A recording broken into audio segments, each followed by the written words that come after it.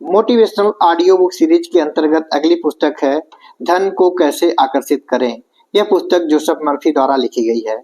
यह पुस्तक धन की सकारात्मक ऊर्जा और उसे आकर्षित करने के मानसिक और व्यवहारिक पहलुओं को समझाने के लिए लिखी गई है। लेखक का मानना है धन धन सिर्फ मेहनत और निवेश से नहीं बल्कि हमारे मन, सोच, विश्वास और क्रियाओं से भी जुड़ा है। इस पुस्तक में बताया गया है कैसे हम अपने विचारों और भावनाओं को नियंत्रित करके धन की प्राप्ति कर सकते हैं। पहला, धन की मानसिकता बनाना। धन को आकर्षित करने के लिए सबसे पहले हमारी सोच में धन के प्रति सकारात्मक दृष्टिकोण होना चाहिए। नकारात्मक सोच, डर और चिंता धन की बाधा बनती है। इसलिए मन को शुद्ध रखना और आत्मविश्वास बढ़ाना जरूरी है। लक्ष्य निर्धारण। धन आकर्षित करने के लिए अपने आर्थिक लक्ष्यों को स्पष्ट रूप से निर्धारित करें। लक्ष्य के बिना धन की प्राप्ति संभव नहीं। अपने लक्ष्य को छोटे छोटे हिस्सों में बांटें और प्रत्येक को हासिल करने की योजना बनाएं। कृतज्ञता और सकारात्मक भावना। धन के लिए आभार व्यक्त करना उसके प्रवाह को बढ़ाता है।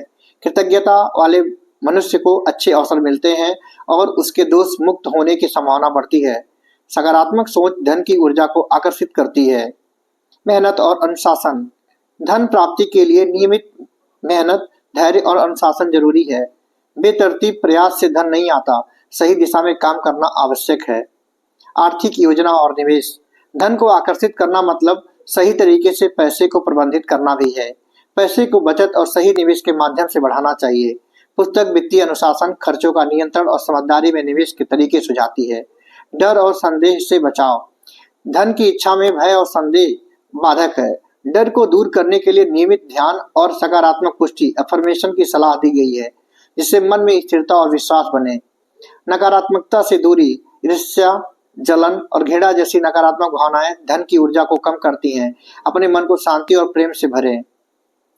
आकर्षित धन, अट्रैक्टिंग वेल्थ। पुस्तक में आकर्षित धन का अर्थ है धन को मानसिक, भावनात्मक और क्रियात्मक रूप से अपनी तरफ आकर्षित करना। इसके लिए आपको धन के बारे में मजबूत विश्वास और मोटिवेशन बनाए रखना होगा। तनाव और आर्थिक बाधाएं। धन की प्राप्ति में जो तनाव और बाधाएं आती हैं उन्हें पहचानना, उनसे उबरने की रणनीतियां सीखना है भी जरूरी है। पुस्तक में इन्हें दूर करने के लिए योग, ध्यान और जीवन के समग्र समन्वय का महत्व बताया गया है। कर्म और ऊर्जा का महत्व।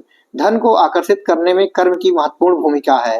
अच्छे और सकारात्मक कर्म से ऊर्जा का प्रवाह धन की दिशा में होता है।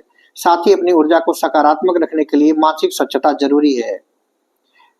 समृद्धि के लिए नियम। धन के प्रति आभार व्यक्त करें, अपने लक्ष्य स्पष्ट करें, अधिकार और जिम्मेदारी समझें, धन का सदुपयोग करें, लगातार सीखते रहें, संतुलित जीवन शैली अपनाएं, धन सृजन के नए रास्ते खोजें।